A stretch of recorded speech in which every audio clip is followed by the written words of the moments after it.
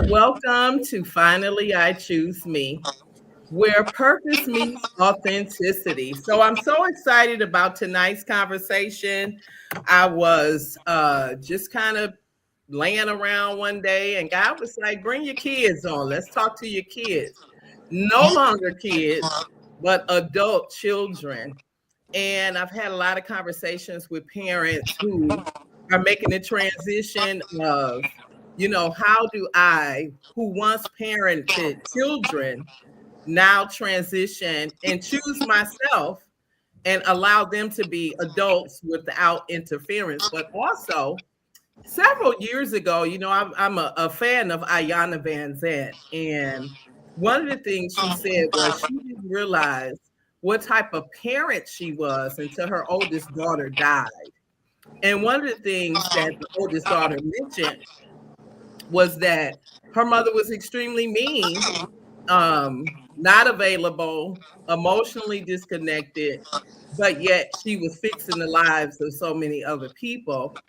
And my prayer had always been to not let me be so consumed with the world, with the helping profession, that I forget about my family, especially my children who are now adults. And I'm excited to introduce, I know the world already know who you guys are because, hey, they say your kids are special. Your kids are great. So I kind of, reminiscing that. But as a parent, um, things haven't always been perfect. So I bring to the community today in this conversation my oldest, Mr. Mac Lawson, uh, and Lady J, Justice Easton, and I'll let them kind of introduce themselves and we're going to get into the conversation wherever God leads us, whatever comes up, we just going to flow. Mike? All right. Cool. Can y'all hear me? Yeah. All right. Well, yeah, how y'all doing, everybody? My name is Michael Mac Lawson, actor, singer, author, all of those things. And yeah, I'm excited to be here today, and I'm excited for the conversation. I'm hoping that we can inspire some people and spread some love, some light, and some insight on things. And it's an honor to support my mother on my podcast, but just to be an example of what love and a family can do. So, yeah. Amen. Hello, everyone. My name is Justice, also known as Lady J. In October, will be 2 years of me being in the mortgage industry. Been an underwriter for about a year, and I've also now doing the loan processor role. And I do plan to get my mortgage license this year. So I'm just staying dedicated to the mortgage industry. I really enjoy it. And like my brother said, I'm just happy to be here, happy to be able to support my mom and one of many of her endeavors that she has. And yeah, me and Mike, we're 12 years apart, but we do still have a great relationship. So us even having that huge age gap, I'm excited to, speak with, my family and also give insight to people. Just like she said, this being her adult children. We're being 12 years apart, me being almost 26. We have different stages of our lives that my mother helps us with. So we're just here to talk about it and share it with y'all. Well, let me tell you, there were stages of my life that you guys helped me with. I can openly, honestly say. So as I was really talking to God about this, which is kind of a courageous conversation because, of course, no parent is perfect. Children aren't perfect, but at the bottom of our hearts, we want the best for our kids. And so you guys had the the opportunity to have me at two different stages of my life. So when I had Mike, Michael, you know your own story that I shared, but for the viewers, Michael was premature. He was 3 pounds 3 ounces, and I was 20 years old, and didn't know exactly what to do. I think I knew what not to do, but being a parent at 20 years old, when I look back at my life then, I'm like, oh my God, how God, how did we make it? Being low income, being single, and I'm sure one of my prayers was, God, I don't know what to do if you give me a son. During that time in the late 80s, the community in which I was living in, it was a lot going on. And so as a parent at 20 years old, trying to make it, trying to survive, trying to work, trying to do what's right, a lot of times you make mistakes. I was still kind of traditional, zero tolerance, which could have come off as some kind of tyrant. But one of the things I have to admit at 20, sometimes parenting was, I don't want this to happen to him, and I'm afraid that it could. So help me not make it happen. And so, Mike, as you were being reared, can you just share a little bit about what your experience was like being raised by a single mother? Yeah. you, you mentioned the term tyrant. That's funny. You know, I would like to say I was I think I was ahead of my time as a little kid. Like that I kind of knew that a lot of the discipline or the things that was happening was because of my behavior. Although I may have thought that my mom was like mean growing up, because I didn't fully understand the environment that we were living in. I didn't fully understand what she was trying to protect me from or shield me from, what she was trying to teach me. Um, and so I just thought like, man, my mother is just nuts, man. What is, but as I got older and I started to really live life, specifically out on my own, all of those things started to come back to light and started to be like, oh wow, man, yeah, my mom was right. And I would often tell her like, man, I remember when you said this or when this happened or when that happened, and you said I should handle it this way. Um, what I will say is that although we had a tough, upbringing together, it was never absent of love. And I think what happens in a lot of situations is that people get the discipline or the crazy parent or the tyrant, as my mother called it, and there's no love involved. And so now you got a bunch of angry people just feeling like, my mother or my father was hell, but I'm saying there was no love present. And my mother always made sure there was love present. She told me how great my skin was. I could do anything I wanted to do in life.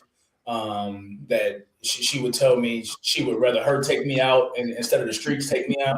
That I wasn't going to end up, um, like a lot of the people that we saw in Detroit. And so that was love. But also being a parent now in my 30s is the craziest, most beautiful, outrageous job I've ever had. And so to do that at 20, I don't know how any human being could raise a child at 20 years old. I don't know. And with virtually no help, what I mean, at all. So I take my hat off, and I may not have, liked everything or agreed with everything, but when you don't understand everything, it's easy to feel that way. And I knew that you also were learning and trying to figure out how to be a parent when you were still just really at 20, you're still just a child yourself, trying to figure Listen, trying to I figure was. so if it was not for my upbringing, I wouldn't be where I am today, and I wouldn't have this level of empathy and love and care for people that you have. Also, you kept me involved in church for as long as I can talk or speak or walk. I was always involved in church some kind of way, and that set the foundation for me to how I wanted to, build my life. And I may not have known it then, but now at 37, almost 38, I mean, it's marked my life, and that's how I show up in the world. So even though you was only 20, and them prayers you prayed to God and the scriptures you put on my wall at a young age, they paid off. Even though you may not have known all of the right ways to do something, but you figured it out. You know what I'm saying? And we came through it together. So that's my Right. experience. Well, the thing is, we were growing up together. Right. As we call it, going through the trenches Right. together. And being afraid or being in an environment that you don't agree with, but yet that's where you come from. Right. I think when I did start going to church, because I actually didn't start going till you was about 3 or 4. And I remember I told him, and he was a little older, viewers, not to go outside. And he went anyway.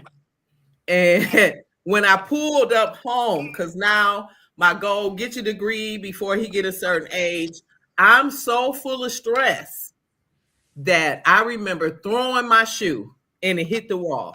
And God said, now what if that would have been him? Right. And in that moment, transformation occurred because God was like, you're not frustrated just because you're a parent. You're frustrated with life. Mm-hmm. And sometimes our children get the wrath of what all of the things that we are experiencing. And so I'm just trying to bridge the gap tonight between parents and their kids, or adult kids at that, because we also know the home is the foundation for learning how to love yourself, learning how to have relationships.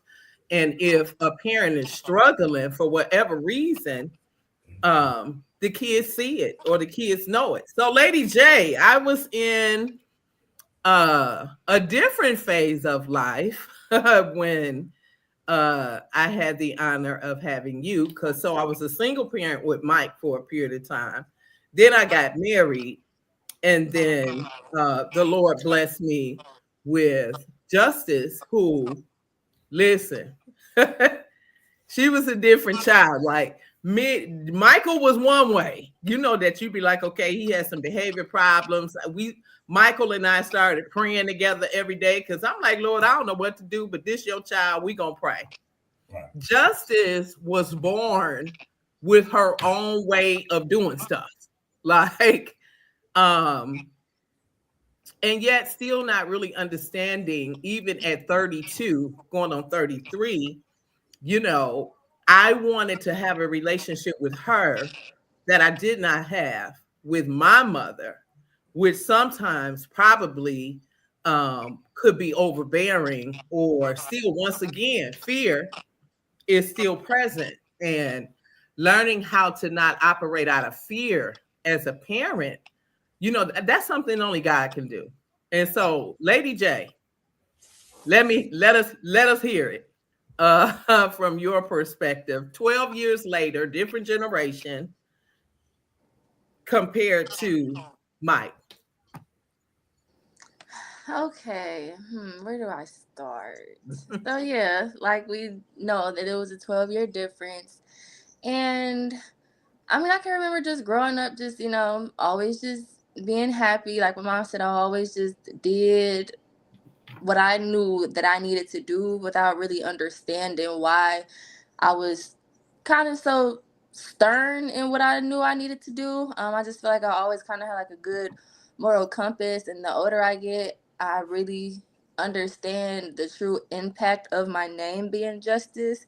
Because as we know, there's a lot of injustices in the world, and especially, us being Black, we just have a whole different experience. So when it comes to injustices, like I said, it just impacts me a bit differently. And so just growing up, speaking of church, I remember I went to this school called Cornerstone that was on the east side off Nevada, right down the street from Perfecting Church. And I remember growing up, my brother and his friends would get dropped off there, and I'll get dropped off right down the street. And Christal, it was a Christian-based school, so I remember I had what's it called, chapel, where we'll go over certain verses of the week and stuff like that. Then I was a part of the praise team, and I just remember vividly like dancing to Marvin Sapp's "Never Would Have Made It" and things like that. So when you really speak on foundation, like, of course, like I said, growing up, I knew that's what I was doing, but I really didn't understand the true impact me being a part of that at such a young age, because once I left there, I went to Bates Academy on the west side. Whole different experience. And then going to college, that's when I really truly started to develop my own relationship with God, because I remember I was want to say I was like around 8 that I decided to get baptized. But just even still after that, I always knew God was real based on the experiences my mom have had and life changes that she's experienced with him. So going to college, I say all the time, I would have never graduated if it wasn't for me having my own relationship with God. Like, I went to Saginaw Valley State University, and that was a true culture shock for me. I grew up in Detroit public schools, surrounded by, people that look like me, experience stuff like me, have the same type of lives. Fast forward, I go to a school where they think that Malcolm X is a made-up character like the Tooth Fairy. And then also having a Trump store right down the street, it was just a huge culture shock to me, being able to graduate within 4 years and especially still make it through college during COVID, because I knew a lot of people that stopped going to college during that time because they were like, hey, this world is going crazy. I can't sustain being in college right now. Like, I have to work. I have to make money today. I totally understood that. Anybody that made the decisions during that time, I understood. But I know for a fact for me, if I left college during 2020, who knows when I would go back. So I knew I needed to follow through then. And so me graduating college, I'm like, okay, Lord, like, what do I do now? So I really have developed like my own relationship with God, and I'm grateful to have been put in situations where I was surrounded by Christians and people who weren't perfect, but they knew at the end of the day, when it came down to needing help, needing support, they always turned to God. And so I feel like that being my default now, I'm just very grateful, because you can really tell nowadays when people really don't, know God or have a relationship with God. And it just makes dealing with life a whole lot harder, especially in the times that we're dealing with now. We're dealing with people that are different. I'm gonna just leave it at that. So yeah. So, as you know, when I think about thank you guys for sharing that. But I didn't grow up in church. Actually, it was the Staples family that was going, and Dion, and they were going, and I was really, really, really, I was in a horrible relationship, and it was down the street. So I started going. Actually, when I got baptized, the only people who were present was the Staples family, which I will forever be grateful for. But at the same time, learning how to allow God to use you as a parent for your kids is one thing, because as children, y'all just gonna do what we tell you to do, right? And we hope that the lessons that we give creates a foundation for you to be the people or the person or the dreams that you want, that you can get there. But when parents struggle, again, it makes an impact. And when we see you all struggle as adults, we want to jump in and fix it. And a lot of times we can't. We want to, but we can't. And some try, but then there's conflict because you all may not know our full story as to why we're trying to even still make recommendations or guide you in certain directions, even as adults. And parents are now saying, God, we thought it was tough, or we thought we were when our kids was little.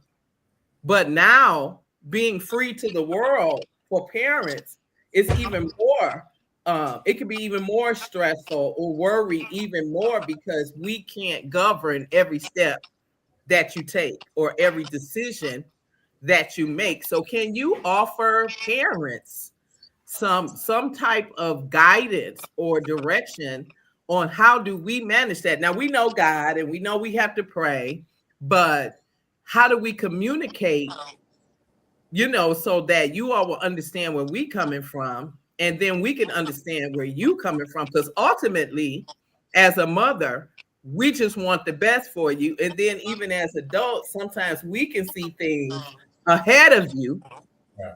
but because maybe um there is some resentment, or we might need to forgive each other for something, then the adult child just kind of shut us out. And I'm not saying that's what you do, but it can be a huge gap, because now you're adults. And I hear parents say, well, they weren't raised like that.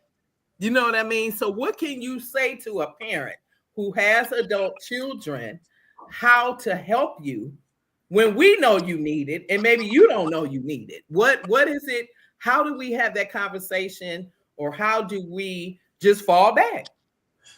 Yeah, I think I think it's two things that can happen. I think there has to be a good balance of trusting the values and the morals and the things that you instilled in your children to come out into the world when they are living their life. But then two, you do a great thing by offering help even when I don't ask. I think that's helpful because, especially for men, adult men, we don't want to have to ask for help. Like, we don't want to have to say, yeah, it's hard right now, man. Can I get some assistance on this or whatever the thing may be. So I think that's helpful. But two, I think a great thing that can start a great conversation is asking the child, like, hey, I'm not trying to be all in your business or whatever have you, but what does me helping you as an adult look like for you? That's good. Like, how can I best, serve you in this situation, or whether it's financially, whether it's they're dealing with marriages or kids or whatever, what does that look like for you, so that we can have this conversation in our relationship, and we can be on the same page, so it doesn't feel overbearing, so it doesn't feel like I'm trying to run your life, or it doesn't feel like I don't trust you and all of these things. But I think asking that opens a dialogue of trust. Like, okay, I do trust my mother or my father do trust me, because they're asking, what does that help look like? And then, I think that creates a safe space for the conversation to be open. And then once the parent knows that, then you get in when you fit, and I think it's helpful for the child to feel like I do have parents that care. And then if the child is guarded, I think that does help let the guard down. Because for whatever reason, I think with us, especially my generation, if we become guarded, or a wall goes up, we get defensive or whatever. That's just a coping mechanism. So I think a great way to sort of weave through that is just asking, what kind of parent do you need during this period? Do you need a parent that's on you about this, or do you need a parent that's more laid back? Do you need a parent that's more vocal about it, or do you need a parent that's letting you figure it out on your own? And then if you fall short, you come back to me. So it's just about knowing what each other needs as adults. You know what I mean? And I think that's helpful. Yeah, so we have a comment. Leon, he says a lot of adult men don't want help because they think they can solve the problems themselves, but they are your parents. They are there for you in your everyday life always. And that's true. And I think that's the message we want you to know. But Justice, if I can move to you, and Mike, that was a phenomenal response. I remember when you came home from college, and that was an awakening for me, let me tell you. And one of the things she said was, well, Mom, not who I was when I left. You got to get to know me for who I am now. And that was like like, if I could cuss, I'm like, that was real. Like, Because guess what? I was not who I was when she left either. And so women, mother and daughter, can be a challenge, a different type of challenge than mother and son, even though that can be a challenge with the daughter. My mama used to say every woman need their own space, point blank, period. So I had to learn how to be quiet. And when I'm thinking I know it all in terms of what she needs, because I know my journey. And one of the things I attempted to do each age she turned was to share my life with her. Because once again, I don't want her to hit the pitfalls that I hit. So, Justice, can you share your bit, your from your perception, your experience of what it looked like, and then being 12 years younger than Mike, and then seeing me when you came back at a very vulnerable space that no one else saw. Okay, so yeah, I agree with Mike's advice on how parents can adult their how parents can still parent their adult children. But as far as me personally, like you stated, how I said that, you have to get to know me for who I am now, because I don't think people really truly understand my generation of what COVID really did to us. COVID happened in 2020. I was 20 years old. So growing up hearing just, oh, how my 20s should be, I didn't have that. COVID happened and it completely changed the world as we knew it.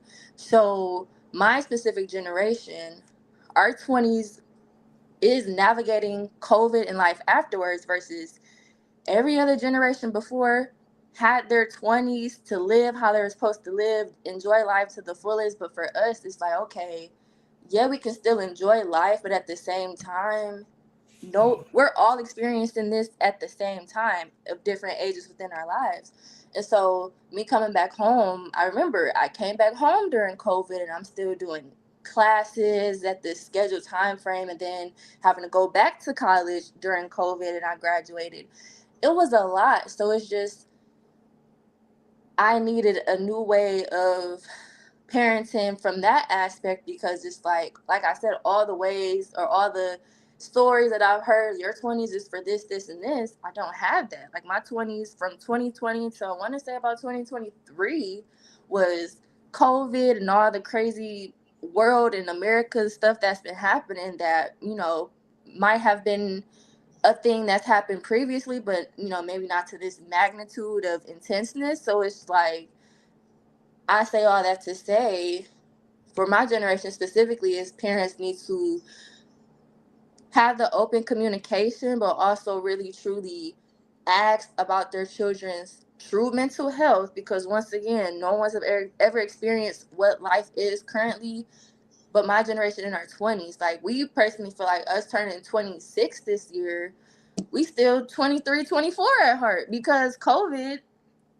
ate up our time of, being outside, enjoying people, but we were on lockdown for a year and a half, and then just, certain more diseases and stuff happening. And COVID was a very, very treacherous time for a lot of people, and I don't think people really truly understand the impact that the people who are in their 20s, like I said, went through. And so after asking about the mental health, it's just essentially just truly having that open communication. I know you said each year that I, got older, you shared open experiences.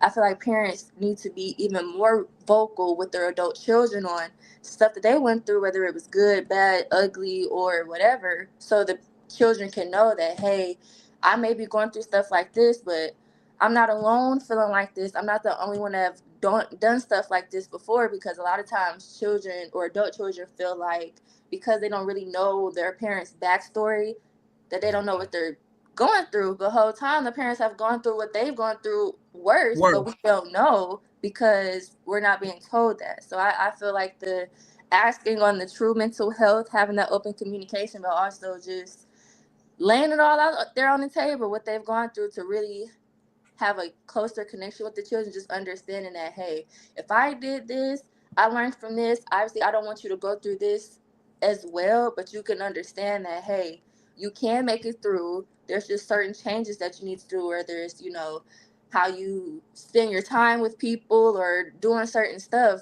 You can still make it through, but not feel like no one knows what you're going through because you don't know what other people have experienced. I think that's good. But oftentimes, Jay, I hear parents say, adult parents to their adult children that, hey, they don't listen to me. And then I'll hear adult children say, hey, my parents don't listen to me. But I think from my experience, we have these stories of resilience. Like we live without everything. We ate what the mama said eat. If we had one pair of shoes story, that's it. Whereas as parents, we try to give you everything that we didn't have. And I'm not sure if that's always a good idea. Sometimes I think less is more, because what we hear society say now, especially in your generation, Jay, and Mike, the millennials, the resilience factor is not as strong. And then for your generation, Justice, I've never heard so many 20-something-year-olds suffer with anxiety in my entire life. And that could be as a result of COVID. But also, I think the mind is overly activated because of technology, social media, all of these other things that we did not have. And so I think in having these conversations and bridging the gap, I think we have to get to know what's really happening in you guys' generation. And then you all understanding what occurred in our generation so that there's a gap that is built, because both of you have seen me struggle openly, but I'm not sure that in your darkest time that you feel comfortable enough to call me and say, I'm really struggling. Yeah, I feel like I've done okay with that. Like I'm having a hard time, but there's part of me just based on how I was raised. Like somebody put a comment on there to just figure it out. Yeah. And then if it gets so bad, I'll call you or pops or whatever. But I always want to make sure. My biggest thing is not feeling like a failure or I'm letting my parents down. So in my darkest, and then I also know that everybody's going through their own level of darkness, whether it's higher or lower or whatever. And as a 37-year-old man, it's not my parents' job to work through my darkness. It's my job. Mm-hmm. So then if there is a moment where I need to tag you or tag Pops in, then I'll do that. But I just, and that's just me personally. I just feel like it's my job. Like that conversation we had a couple of weeks ago, where I was really struggling, and it was a very difficult conversation. Yeah, that was different. Yeah, it was a real different conversation, and I had to call you because I just needed some insight. I needed some advice. We had never had that conversation before, and that was a dark moment for me. So that was a moment that I feel like, okay, obviously I can't do this one. Let me reach out and get some insight. But for the most part, you want to take all of the tools that your parents gave you and figure it out. And long as nobody life is in jeopardy. Long as you can still there's food on the table. Long as the light is on. Long as you ain't homeless, things like that. Mm-hmm. But outside of that, I think this life journey, although it's a family affair, it's also a solo journey. So sometimes there are moments of darkness that God have you in for you to figure it out, for you to come out on the other side better. Because you walk through many trials of darkness on your own, which is you and the Lord, and nobody can help you through. Not that you didn't want to help, but I know the story about your mother and father that those were just resources that you just didn't have. Right. And so learning that from you, with me growing up that way, I'm not always going to be like, well, I need my mama again. Let me call my mama. You're right. I get that. I mean, so let me figure it out because my mother had to, and I watched you. So part of it is like a badge of honor. Hey, I raised my child to figure it out. But then I also know that's a part of you that's like, hey, like Pop said all the time, son, if you need me, you can call me. But I feel like there's this way I was raised that's like, you don't ignore the problem or you don't create false positivity, but you find other ways and means to figure it out. And then if you have no other option, then you, hey mom, hey pops, I'm struggling. You know what I'm saying? So it's not a thing of like, in my darkest hour, I won't call on you or call on pops. But let me see what I got in my tank to work this thing out. Let me see what kind of resources I have. Let me see, what I can work through, because I too battle with my own things that, my own demons, my own struggles that I need to work through, that God is dealing with me with. And then if I have, exhausted everything, then I think that's a moment when you're supposed to reach out.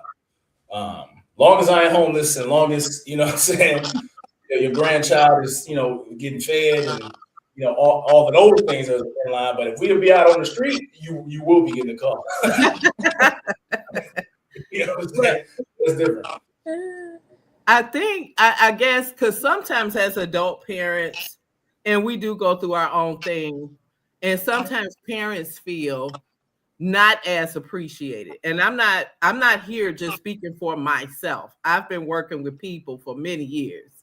And there are times where, not that a parent should depend on their kids, but there are times where I think adult children need to remember, not even though you didn't add, you wasn't asked to be born, you wasn't asked to be put on earth, but I think sometimes when parents are struggling or when they're going through something, that extra thank you or that, card in the mail or flower or, something, and it helps us to see that even in times where we've made some mistakes in our parenting, that you are still connected. Yeah. I saw something, it was a meme where the mother made up the story about getting to not remembering so that her son could just come spend some time. And it wasn't that she wasn't remembering, she just missed her son.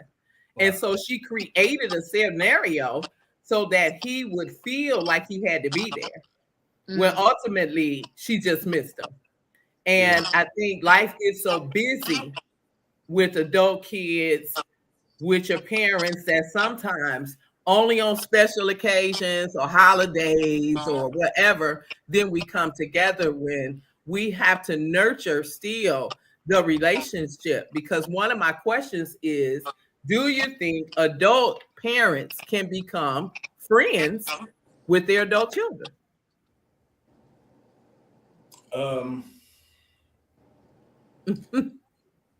Friends, there's such a, Can you be considered as friends? for me personally, I think there will have to be another name for it. What name would you give it? I don't know, because there has to, like, if you never just noticed, I still don't curse around you. Amen. You know what I mean? Like I don't. So there are certain boundaries that still have to remain in place. That's true. When you're around your parents, there are certain boundaries that you just gotta, respect, and certain things that you have to have up. And so I think, can we be friends? I just don't see it that way. That's right.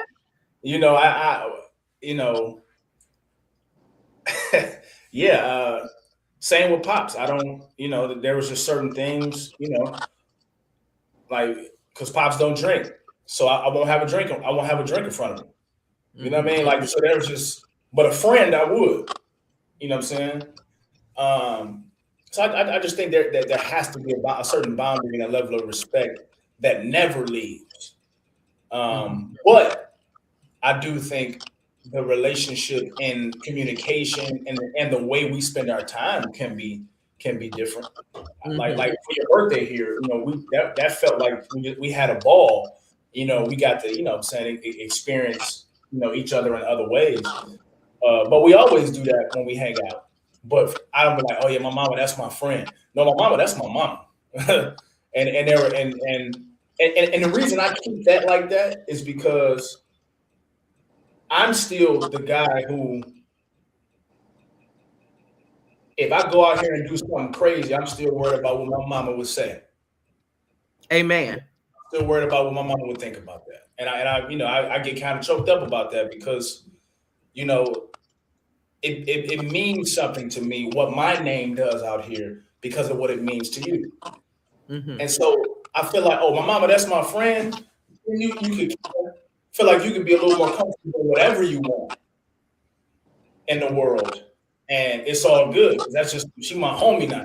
It ain't, and for me, that just don't hit the thing.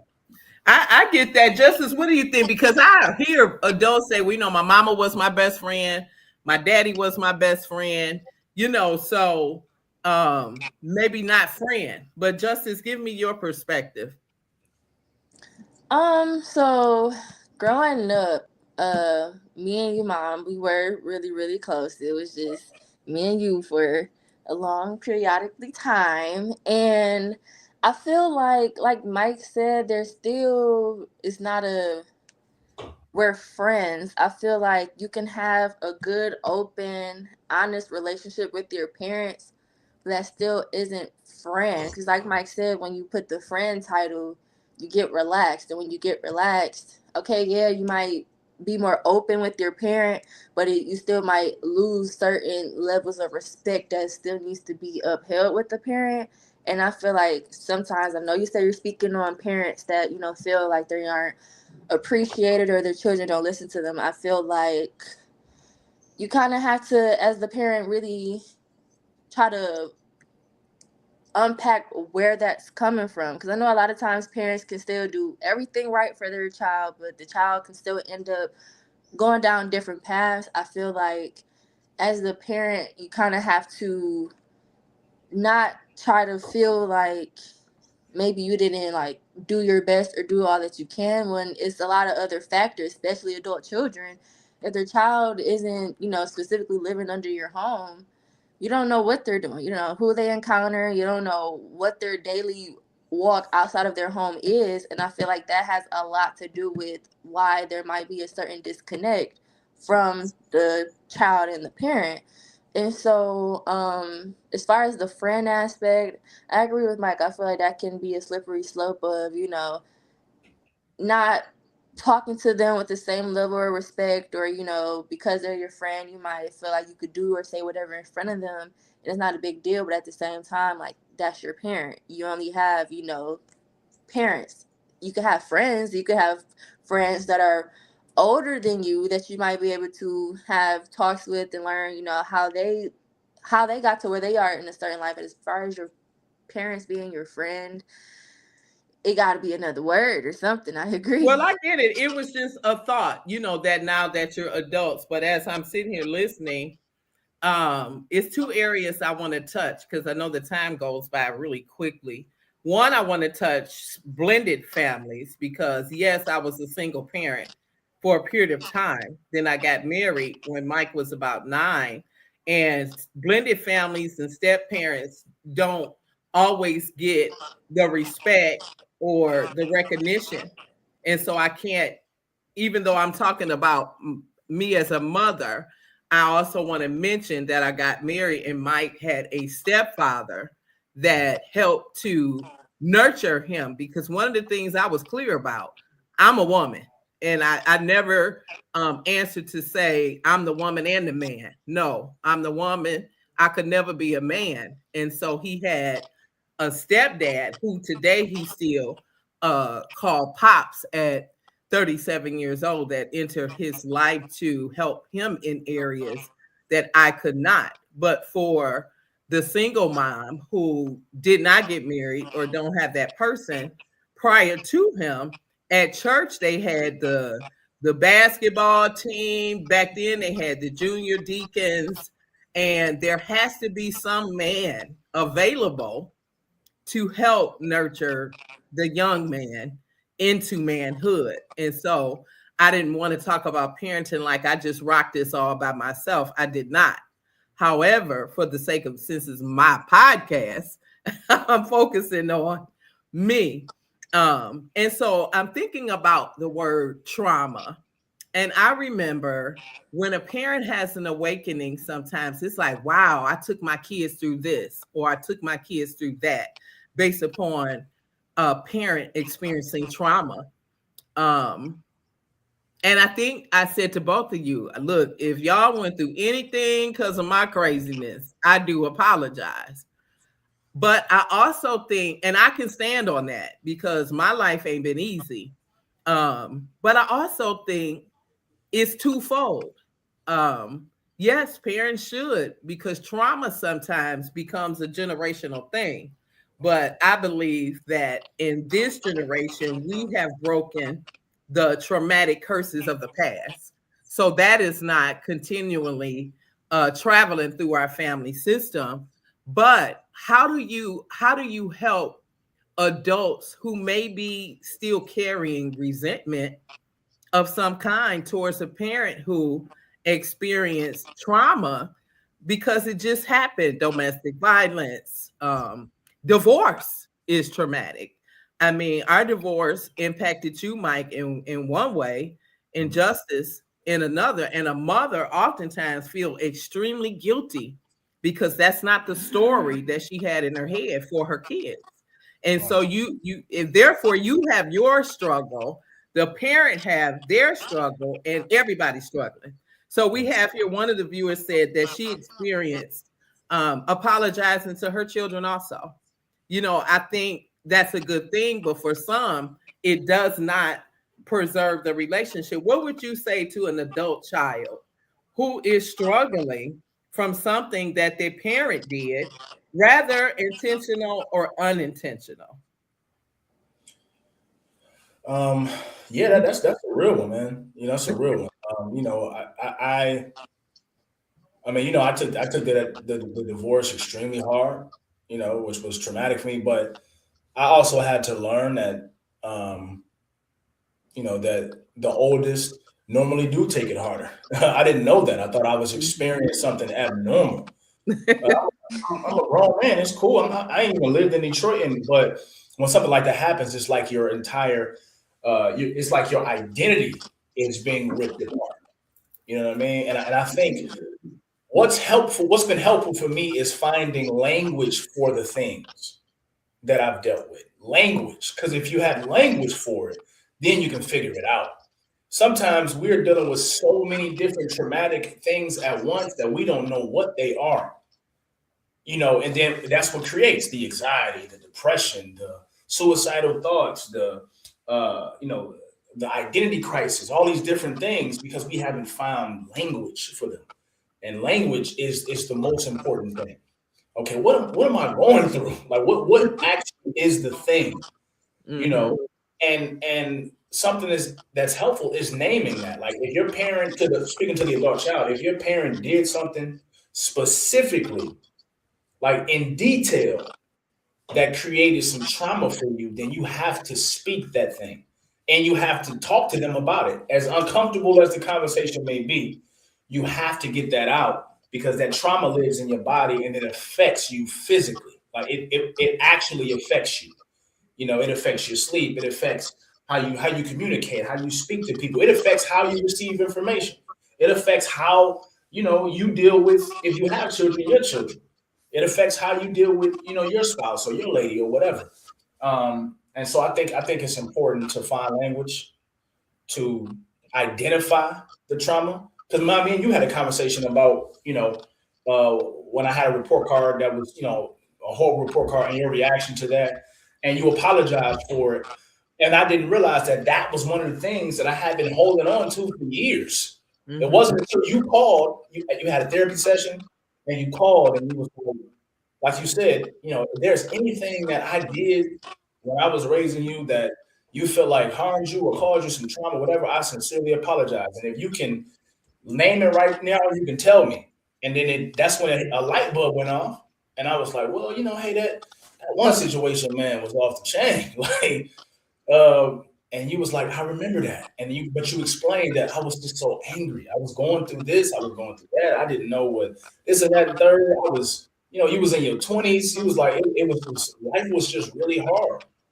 Then when I heard that, I was like, wow, I get it. So sometimes I think we as kids, we don't understand what exactly our parents were going through. Now, don't make it right if something occurred, but once you get an understanding, especially as an adult, and you know how hard life is for you, I think that can help bridge the gap. Once I heard it took me back to that time period where I was at while you were working 2 and 3 jobs, you know, while you're trying to take care of me and figure this out and figure that out, still at that time with no help. Once you broke that down to me, I was able to let that go. But I didn't even know it was there, and so I think it's important to identify these things, no matter how difficult it is. Now, ours wasn't like super horrible or crazy to where I was, like that, Right. but still, sometimes we don't even know things have caused trauma, and it's not as crazy as we think it is. You know what I'm saying? Because and like we have a viewer here that says she yelled all the time, but we come from the era of corporate punishment. Right. Get the extension cord. If it's too bad, get the extension cord. And then here's another thing. I think what parents struggle with, it feels like power and control. Now I done told you A, B, C, D, and E over and over and over, and you just refuse to do it. And so now as a parent, and this may not be true for many, now I got to show you who the boss. Right. Because now it has become, and it should never become, power and control, but it does, because as a parent, I'm feeding you, I'm clothing you, and why can't you just do what I ask you to do? You know what I mean? Not really knowing what a kid may be experiencing. Right. And that's why communication is so key, but it's our job when you're young to try to implement that. But then we were taught children to stay in a child's place. Right. What happens in this house, stay in this house. And I ain't got to explain nothing to you because I'm grown, I'm the mother, and you just do what I say. Right. And so that's the era we come from. And so there's a gap because that doesn't work in this generation. Right. But that's where the gap comes. Hey, you just spare the ride. What is it? Spare the ride, spoil the child, whatever. That don't even mean what we thought it meant. Right. But that's what we use. And so it will seem like abuse to a kid who don't understand that. My mother used to say, now walk past me. Well, I don't want to walk past you because you're going to hit me when I walk past you. You know what I mean? That's crazy. You think I'm going to walk past you and I already know what's about to go down? You know what I mean? So we just come from 2 different worlds. And so our thing was because I said so. Right. Period. And so Injustice, who never got a whooping, that is amazing because I was a different person. Right. And not even knowing if it would work or not, because she was the kid at 7 years old that told me she didn't want to be in the choir and write me a letter. So I was like, if you got the courage to write me a letter at 7 years old, then I got to go a different way. Right. And so that wasn't my way. I was going to act out and go beat somebody up in school if I felt like I needed to say something, which then would make it worse for me. Right. So I just think I wanted to communicate because it was just heavy on my heart because we all need each other. Back when I was coming up, we have someone said they wrote their mother letters. I wrote my mother letters. When we were coming up, we had the community. We had the other parents on the block that could tell the kids ABC. I can remember us all going in the house at the same time for dinner. We all went in the house when the lights came on. So it was a different culture compared to now. And so some of the things that we may have done, it was based upon our foundation, but it may have been harmful to you. And that's why I think discussing trauma, because trauma is anything that changes the trajectory of who you are and how you view the world. Right. And so it was important to bring that up. Go ahead, Justice. Yeah, I didn't want to forget because I do want to answer your question as far as, I forgot what you said specifically as far as like adult children still uh, showing appreciation to the, what you said? Well, showing appreciation, but what do you say to an adult child who still may be resistant Yeah. because of something that happened, especially mothers and daughters? Yeah. Okay. So regarding that, now if it's something that was like truly, truly like traumatizing, because I do understand like there is certain dynamics within parents and children where the parent could have been totally out of line, did something that, is basically unspeakable, but it was so traumatic to the child that they have to adjust how they do communicate with their parents. But outside of that, for me personally, I feel like how I've experienced within like the past 10 years of, death in my family, I feel like I have communicated to God and just, let me start it. Like I said, I have experienced death within like the past 10 years, and I just feel like because I've experienced 3 deaths within the past 10 years, it kind of gave me a new perspective on like how short life is. And if it wasn't something that wasn't truly traumatic and detrimental, and I have to, it altered me completely, I feel like just, communicating with God and really understanding what God says and how children need to still communicate and respect their parents. I feel like that is the true solid foundation, because there'll be times where, I probably don't think, okay, I should talk to my parents. Not because, like, I don't want to talk to them, but how we said earlier, you get so caught up in life. It's like, you can't keep using being so caught up in life as an excuse on why you don't talk to at least your parents, especially if you still have them here. So I feel like just understanding that, hey, because, I've been talking to you and Dad every single day now because of what I've gone through. And it just makes me feel better to know that me talking to y'all every day, whether I'm completely telling y'all how my day was or whatever, but that just opens the communication. So when I am going through stuff, I can explain on that on top of me already telling you like the daily stuff that I go through. So I just really feel like if the child is really having a hard struggle with, communicating with their parents, they need to talk to God about it. Because at the end of the day, we only have one mother and one father. And I know the experience that you told me with your mother and father and Dad, his mother and father, is like, okay, well, that's not my story, thank God. So I know I need to do my best of just making sure I still talk to y'all every single day, and just understanding that, just, cherishing y'all, because like I said, we only have one mother and one father. And especially as I get older now, I, like Mike was saying, he doesn't want to feel like, a failure to the parents, when I know I want to make sure that I'm successful in different ways of my life, so you all can be like, wow, like, I really did do a great job of raising my child, but also they feel comfortable keeping me in the loop of their daily life. So Well, I appreciate it with some comments, a question: how do you gauge when you're needed if the child never says anything?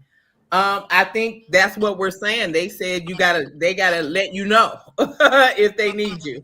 And if not, you ask the question, how can I support you? And what does that look like? Yeah. And giving them the space to tell you.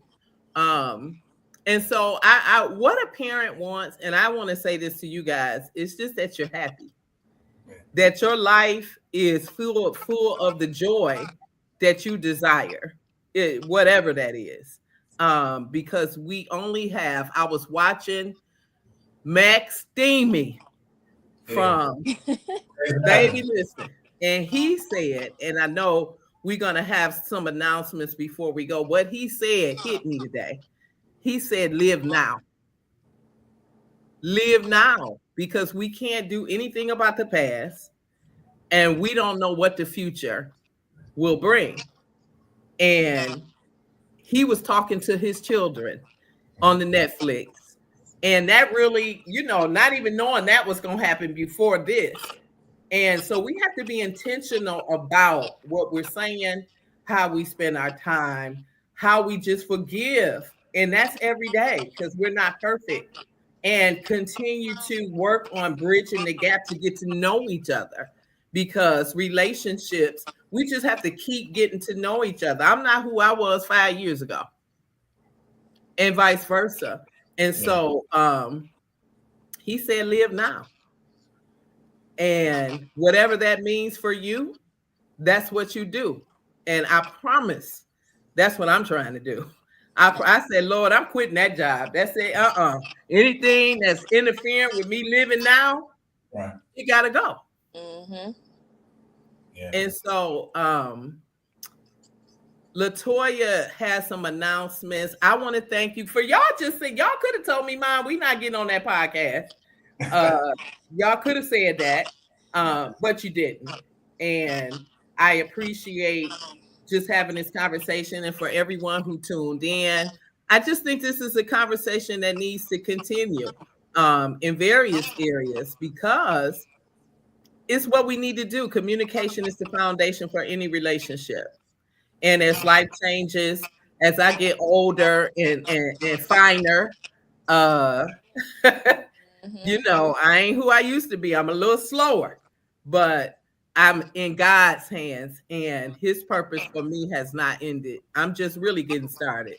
So my book has come out officially. Woo! It's complete. Yes. It took a lot. And it's short stories of who I am, along with challenging women to become who they need to become. And so Latanya will give you that, and then we'll close out. Thank you. First of all, this was an absolutely excellent conversation. Thank you, Michael McLaughlin, Lady J. The comments are still coming in. My mom has been in the comments. I purposefully tagged my mom and dad to tune in, because I thought that this would be something that would be great for us to all share on many different levels. Thank you to all of you. This has been amazing. This is the start of a series. I just want to thank Dr. C, as Critical Conversation turned one this month. The network turned one. Thank you, Dr. C, for rolling with me. And we're going to be back tomorrow. Thank you, Mr. Reed. He says a fabulous discussion. Thank Thank you, you. Fake New Vision, Shelly's View, all of you. Hi, Kathy B. Ramsey. Thank you. Thank you. Thank you. Join us back here on the network tomorrow night. One of my really good friends, Pastor Jason Smith, is doing a concert at the Aretha Jazz Cafe March 4th. The one I went to a couple years ago was amazing. He's coming to talk about that tomorrow night at 8. I would love for you all to be in the comments and be in the room, because I love good music, live music. He is a minstrel for Christ, but he infuses old school and new school jazz flavor. So I will be with him tomorrow night at 8. Thank you, Christine. Says great conversation. Christy, my daughter, and I tuned in. I Amen. loved it. I Amen. loved it. Well, Thank that's you. all for me. I just wanted to thank you, Dr. C, and thank you to your amazing children for so much insight. Parenting is layered. I can't wait to the next episode because it's a conversation we need to continue. And I yes. just, again, is this something you all want to say to the listeners before we go? Thank you for having us, Ma. It means that you value what we have to say. It means that you want to continue to keep our dialogue open, not just with each other, but to inspire others. And like my sister said, man, you only get one mother and one father, and no matter what, that relationship is a part of your identity. So if there's anything that you need to fix or work through or forgive or communicate, do that. Because life is short, and I pray that everybody out there was inspired, encouraged, and empowered. Pick up the phone and call your moms and pops, man.